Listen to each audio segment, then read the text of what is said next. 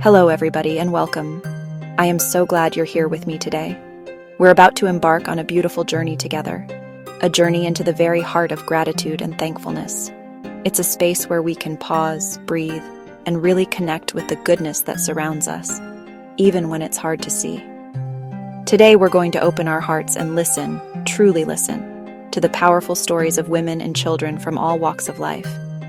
Each story we'll share is a precious gift, a real-life example of how a moment of thanks can change everything. Our first story begins in a classroom, a bustling world of lessons and laughter.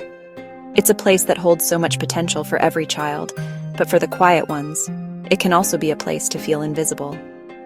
In the back row sat Maya. While others saw a shy girl, her mind was filled with vibrant worlds. She loved to draw, but kept her sketchbook hidden, a secret treasure she feared no one would understand. But then there was Mrs. Davison. She was a teacher who looked beyond the curriculum to see the individual child. She wasn't just an instructor, she was a witness. She saw more than just answers. She noticed the intricate birds taking flight in the margins of Maya's homework, the expressive faces peeking from the corners of her essays. Maya, you haven't just drawn a bird, you've captured its spirit. In that single moment of being truly seen, something inside Maya shifted. It was more than praise, it was permission. Permission to be herself, to let her hidden world finally shine. The belief of one person became the mirror in which she could finally see her own worth. The fear of judgment began to dissolve, replaced by a budding, hopeful confidence. Today, Maya's thank you isn't just a word.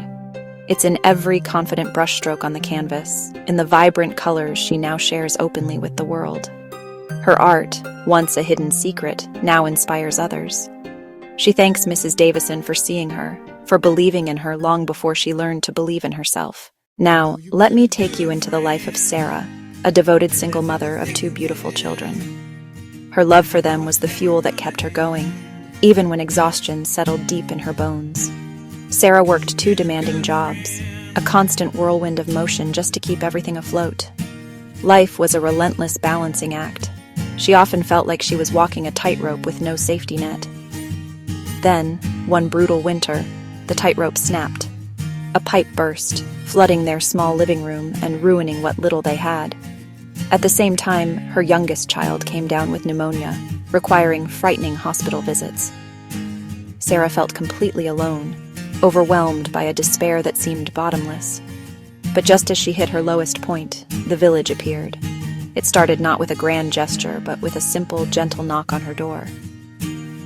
Each evening, a neighbor arrived with a hot meal and a warm smile, an unspoken promise that she was no longer alone.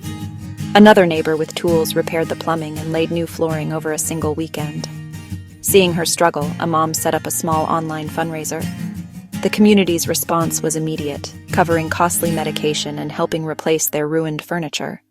These weren't just acts of charity, they were acts of love. They weren't just fixing her apartment, they were mending her spirit. Overwhelmed by this outpouring of support, Sarah's gratitude brings healing tears to her eyes.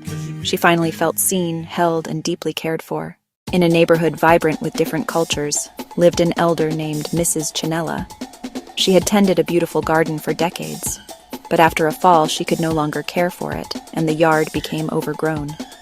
Three friends, Aisha, Daniela, and Hannah, noticed and decided to act. They knocked on her door and asked if they could help. With her grateful permission, they got to work. They pulled weeds, trimmed bushes, and hauled debris. They replanted seedlings carefully, preserving the flowers she loved. Other neighbors brought tools, lemonade, and their own helping hands. The yard transformed from neglected to blooming. Mrs. Chinella sat on her porch with tears of joy, surrounded by women who had bridged differences to lift her up. Their collective power was limitless. Let's meet a bright-eyed little girl named Sofia and her abuela. Every Sunday, that world slows down.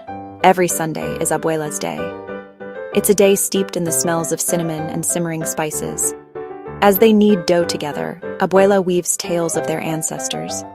Each pattern and technique is a memory passing through generations. A silent language passed from mother to daughter, a thread connecting them all. Sofia listens, her eyes wide with wonder. She learns she is part of a long, resilient story. Through these traditions, Abuela gives Sofia roots and a sense of belonging. In a little card, she wrote, "Thank you, Abuela." But her real thanks is in keeping the recipes alive. She thanks her grandmother by becoming the next link in the chain. These threads of tradition will live on through her. I want you to meet Jessica. For years, her world was defined by a heavy cloak of anxiety and self-doubt, making every day a struggle. But a flicker of hope remained. Her journey to healing began with one courageous act. She reached out for help, deciding she no longer had to walk this path alone. She found a small support group for women, a circle that would become her sanctuary. As she listened to others share, she heard her own story in their voices. The profound isolation she felt for so long began to melt away. For the first time, Jessica realized she wasn't broken and she wasn't alone. They were there to listen, to nod in understanding, to offer a hand to hold. Inspired by them, Jessica started a gratitude practice, which began to shift her perspective. The group celebrated her small victories, making a phone call she'd been dreading, or staying at a party longer than she thought she could. When she had setbacks, they gently reminded her of her own strength and how far she had come.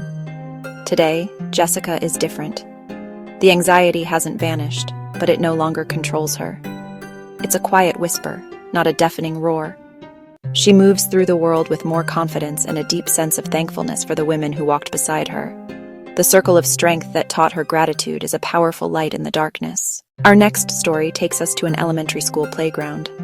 Some kids were left out, sitting by the sidelines. 3 students, Liamna, Chloe, and Marisol, decided to change that. They called it the Friendship Squad. Their mission was to look for anyone who looked lonely and invite them to play. It started small, inviting one new student to join a game, inviting another to build a fort. They learned names and wore friendship badges to signal welcome. Others saw and joined. The squad grew from 3 to many, changing the culture of the school. Older students began mentoring younger ones. The playground became more vibrant. The ripple effect was undeniable. Less bullying, more cooperation, a warmer school. It all started because a few children chose compassion over indifference. Their story shows you are never too young to make a difference. This is the story of Maria and her teenage daughter, Elena. Maria was diagnosed with a serious illness that required months of treatment. The financial strain grew. Maria had to stop working, and bills piled up. Elena stepped up, doing chores and helping care for her mother. A neighbor noticed and knocked on their door with concern. From that question, the floodgates of support opened. Volunteers drove Maria to appointments. Neighbors tutored Elena and left groceries on the doorstep. The soccer team organized a car wash. Parents ran a bake sale. Little donations added up. Overwhelming love wrapped around Elena as she hugged a teammate with tears in her eyes. The money raised provided a crucial buffer, easing the burden and helping them focus on healing. Their gratitude went far beyond money. They felt a sense of belonging. As we come to the end of our time together, I want you to just take a moment. Breathe in and breathe out. Feel the power in the stories we've shared today. Who is the Mrs. Davison who saw a spark in you? Who held you during a difficult time? What traditions give you roots? Your experience of gratitude is a light that deserves to be shared. So, I encourage you to go to the comments section below and share your own experience. Thank you for being here, for opening your hearts, and for being a part of this journey with me. By watching and sharing, you help spread a message of unity and hope. Until next time, take care of yourselves and each other.